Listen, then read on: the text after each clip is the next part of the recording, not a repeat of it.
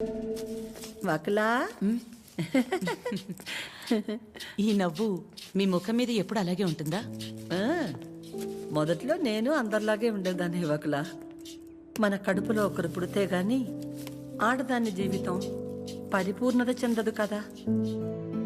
పిల్లలు లేరు అనే మాట చెవిలో పడి పడి నెమ్మదిగా నవ్వు అనేదే పోయింది.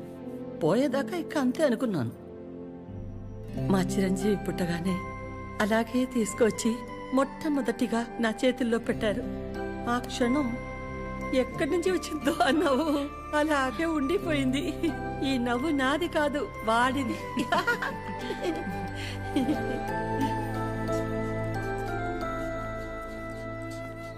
నీకు మొక్కలంటే బాగా ఇష్టమా వకలా? ఈ మొక్కల విషయంలో మాత్రమే ప్రపంచం ఆడా మగానే తేడా చూడదు. మా చిరు కూడా మొక్కలంటే బాగా ఇష్టం. ఇంట్లో ఎటు చూసినా ఉంటాయి. అన్నీ వాడి తెచ్చినవే. మా ఇంటికొచ్చి చూడాలి, ఎప్పుడు సందడే. నవ్వు లేకుండా నిమిషం ఉండదు. నువ్వు కనుక మా ఇంటికి వస్తే ఫ్యాక్టరీ వద్దు ఏమీ వద్దని అక్కడే ఉండిపోతావు. వీలు చూసుకుని ఒకసారి వస్తాం. ఒక్కసారి ఏంటి వకులా, నువ్వు అనాలే కాని ఆద్య ఇల్లు నీ ఇల్లు కాదా ఏంటి? మా చిరుకి ఆద్య అంటే ప్రాణం. ఆద్యకి కూడా మా చిరు అంటే చాలా ఇష్టం. కానీ నీ గురించి ఆలోచించే మా చిరుకి ఆద్య దూరం అయింది. అందుకే అందరం కలిసి చిరుని ఇక్కడికి పంపాము.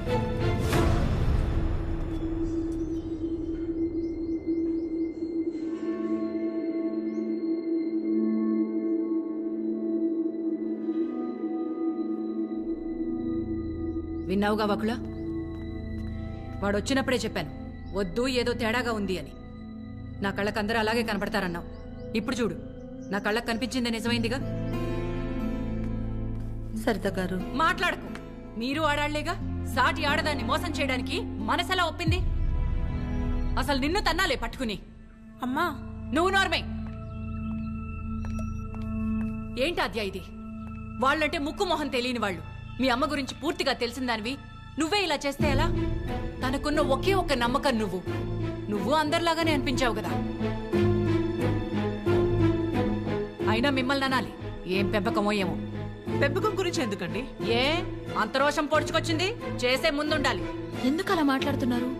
ఇంకా మాట్లాడుతున్నాను, సంతోషించండి. అక్క, ఇదంతా మనకు అవసరం. పద వెళ్దాం. ఇంకా నుంచున్నారే, పదండి. సిగ్గుండాలి. అమ్మా ఆగమ్మా, ఏ ఏ ఆగు.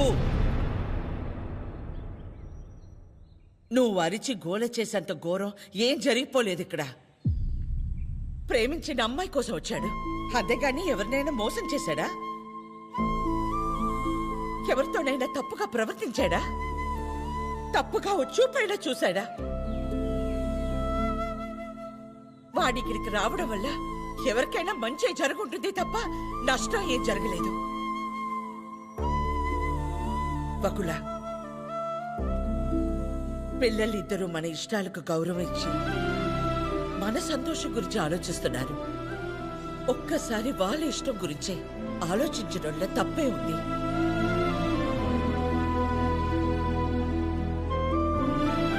ఎవరి వల్ల వాడి ఇబ్బంది పడితేనే చూడలేను. అలాంటిది వాడు బాధకి ఏమీ కారణం ఉండే నా ప్రాణం తట్టుకోలేదు. ఒకలా వయసులో చిన్నదానివైనా చేతిలో జోడించి నీకు నమస్కారం.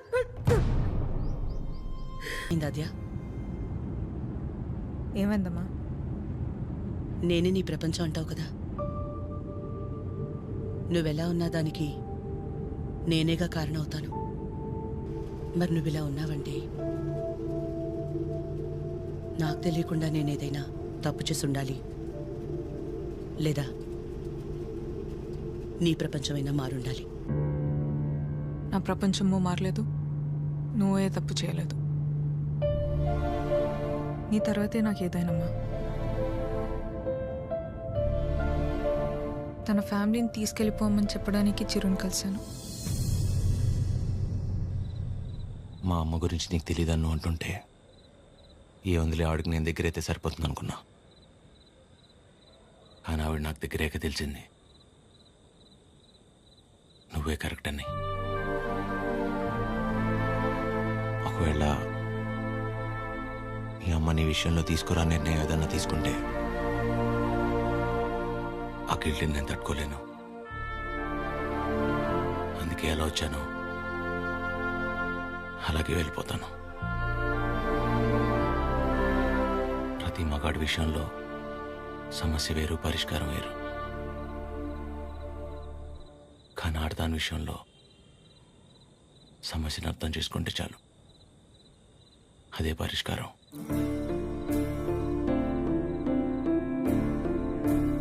I'll miss you.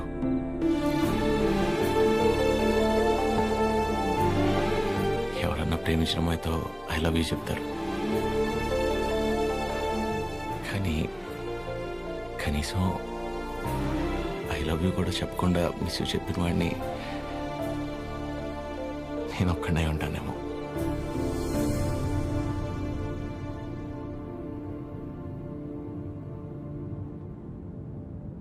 ఇప్పటిదాకా నేను ఒక్కదాన్నే నీ గురించి ఆలోచించాను, కానీ ఈ విషయంలో వాడు కూడా నీ గురించి ఆలోచించాడు. అనుకోకుండా ఆ తర్వాత రోజు ఏదేదో అయిపోయింది. అయింది చాలమ్మా. ఆంటీ వచ్చి ఏం ఇచ్చారు, అది నా దగ్గరే ఉండిపోయింది. కీర్తనకి ఇచ్చి పంపిద్దామని తీసుకొచ్చాను.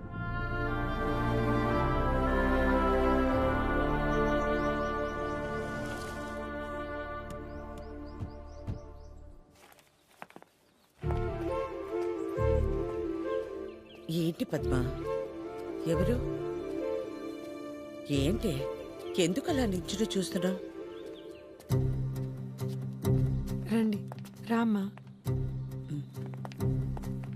వెళ్ళి లోపలికి తీసుకురా. నువ్వు వెళ్ళు. ఆ? పద్మ రండి, రామా కూర్చోండి. రా కూర్చో.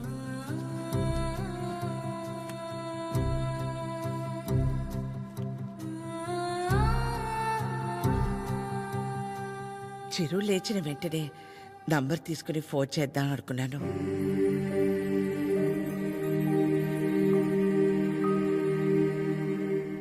కాఫీ టీ ఏమైనా? పర్లేదు, థ్యాంక్ యూ. ఏమొద్దు. కాఫీ టీ అంటే 10 నిమిషాలు పడుతుంది కదా. ఈ లోపు మనం ఎక్కడ ఏదో అడుగుతామని భయపడుతున్నారు. మనేమి అడగమని చెప్పేసి అది.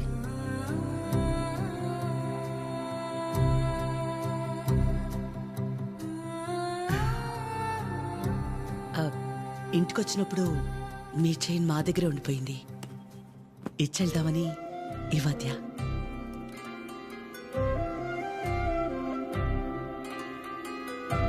తొందర ఏముంది, తర్వాతైనా ఇచ్చి ఉండొచ్చు కదా. తొందరని కాదు, ఎలాగూ వస్తున్నాం కదా అని. నేను వెళ్తాను. అది పద్మ ఆగు, వాళ్ళు వచ్చారుగా. ఎందుకు అది ఉండి నేనుండబట్లేక ఏదో అంటాను, మళ్ళీ ఏదో అవుతుంది. నా వల్ల అయింది చాలదా? ఏదో బిడ్డవాడు కాబట్టి ఒక మాట కూడా అనలేదు. అదే వాడొచ్చి పద్మమ్మ నేను నీ కడుపున పుట్టుంటే ఇలాగే చేసేదాని వాడిని ఒక్క మాట అనుండే నా ప్రాణం తట్టుకునేదా? అందరి మనసులో ఉన్నదే కదా అది. నేను బయటికన్నాను, అంత మాత్రానికి అన్ని మాటలా? ఆవిడ పేరేంటి? చుట్టూ ఇక్కడ దాకే సగంలో సగం ఉంటుందే. సరితలా మాట్లాడి ఉండకూడదు, తప్పే. నా బాధ సరిత అలా మాట్లాడిందని కాదు, అంత జరుగుతున్నా నువ్వేం మాట్లాడలేదు. అందుకే. ఏం మాట్లాడాలి పద్మ?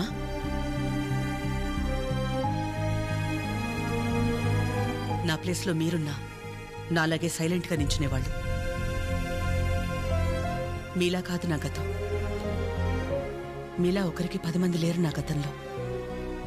ఓ రోడ్డు దాటాలంటే ముందు చూపు మీద ఆధారపడతాం, తర్వాత వినికిడి మీద ఆధారపడతాం. అదీ లేదంటే సాయం చేయమని ఓ మాట మీద ఆధారపడతాం. ఎప్పుడైతే గౌరవించకపోయినా పర్లేదు, కనీసం ఆడదని గుర్తించడం కూడా తెలియని వాణ్ణి పెళ్లి చేసుకున్నానో చూపు పోయింది. నా బాధ ఇదని ఏడ్చినా మౌనంగా ఉన్న ఇంట్లో వాళ్ళ వల్ల వినికిడిపోయింది.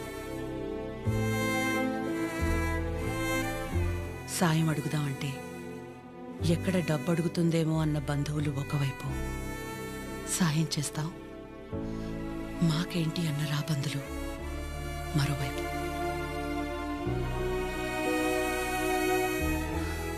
అయినా ఆగిపోకుండా ముందుకు నడిచానంటే ఒక్కో అడుగు ఎంత నరకం అయి ఉంటుంది. ఒకరిని నమ్మడం, దగ్గరవడం కాదని తెలిసి మనం బాధపడ్డం ఎందుకని నమ్మడమే మానేశాను. చాలా కాలం తర్వాత మీ చిరుని నమ్మాను, మీకు దగ్గరయ్యాను. మళ్ళీ అదే అంటే ఆ రోజు నేనేం మాట్లాడాలని ఎక్స్పెక్ట్ చేసావు పద్మా? వకులా, నువ్వు ఒక్కదానివైనా మేం 10 మంది అయినా పిల్లల విషయంలో మనం అందరూ ఒకటే. చిరు అనుకుంటే ఎంతసేపు మా అందరినీ కాదని ఎవరో ఒకరిని పెళ్లి చేసుకోవడం. ఆద్య అనుకుంటే ఎంతసేపు, కానీ మా అమ్మ 100% కరెక్ట్. తన తర్వాతే నాకు ఎవరైనా అని చిరుని మర్చిపో అంది. వాళ్ళకంటే ఎక్కువగా వాళ్ళు మనమే ముఖ్యం అనుకున్నారు. ఇలాంటి పిల్లలు దొరకడం మన అదృష్టం. వాళ్ళు కలిసి ఉంటే హ్యాపీగా ఉంటారని వాడిని పంపించామే తప్ప నిన్ను బాధ పెట్టాలనో మోసం చేయాలనో కాదు. నేను మాత్రం ఆలోచించనా ఎక్కడ నేను బాధపడతానేమోనని? తన ఇష్టాన్ని పంచుకోకపోగా నేను అపార్థం చేసుకుంటే కోపాన్ని కూడా చూపించకుండా తనలో తనే ఏడ్చిందంటే ఎన్ని కష్టాలిచ్చినా దేవుడు నాకిలాంటి కూతుర్ని కూడా ఇచ్చాడని తెలుసుకోవాలనే కదా. అమ్మా, ఎందుకమ్మా ఇదంతా ఇప్పుడు? ఆపకాద్య, ఇలాగే కంటిన్యూ అయితే నేను నిన్నమ్మని పిలవాల్సి వస్తుంది.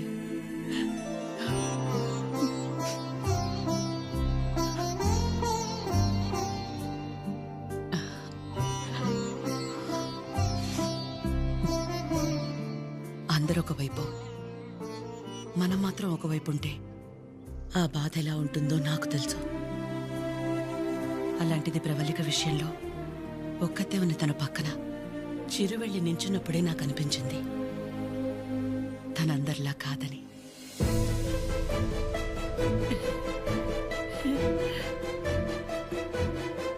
తనంతటి తానొచ్చి మీ అమ్మాయి అంటే ఇష్టం అందుకే ఇదంతా అని చెప్పుంటే ఖచ్చితంగా క్షమించేదాన్ని కాదు. ఎప్పుడైతే తన వల్ల నాకు ఆద్యకి మధ్య ఇంత దూరం కూడా రాకూడదనుకుని తన ప్రేమని పక్కన పెట్టేయాలని నిర్ణయం తీసుకున్నాడో అప్పుడే తనకంటే ఆడవాళ్ళని గొప్పగా ఎవరూ అర్థం చేసుకోలేరని అనిపించింది.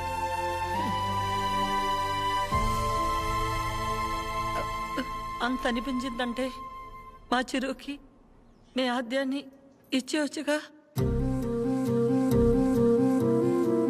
మీకంటే బాగా చూసుకుంటాం మీ ఆద్యని. చిరు ఆద్య జంట చూడముచ్చటగా ఉంటుంది. పెళ్లి చేసేద్దామండి. వాడు బాధపడితే మేము చూడలేం. ప్లీజ్ ఒప్పుకోండి. బాధ ఏంటండి? బాధ మన అందరం ఇక్కడ నించుని వాడి గురించి ఇంతగా ఆలోచించి ఇంతలా ఎమోషనల్ అయి మాట్లాడుకుంటుంటే వాడు లోపల ప్రశాంతంగా నిద్రపోతున్నాడు. వాడికి ఏం బాధ? మళ్ళీ దీనికి వచ్చింది. ఏ బాధ లేదు, ప్రేమ లేదు. పదమ్మా వెళ్దాం. ఏంటమ్మా అందరం ఒకటయ్యాక ఈ ఆడాళ్ళని ఎవరండి నిద్రపోయింది? ఎవరండి నిద్రపోయింది? 4 నెలలైంది నిద్రపోయింది. ఏ ముహూర్తాన్ని చూశాను అప్పటి నుంచి నాకు నిద్రలేదు. కళ్ళేంటి ఎర్రగా ఉన్నాయంటే షాంపూ పడిందని అబద్ధం చెప్పుకుంటూ తిరుగుతున్నా.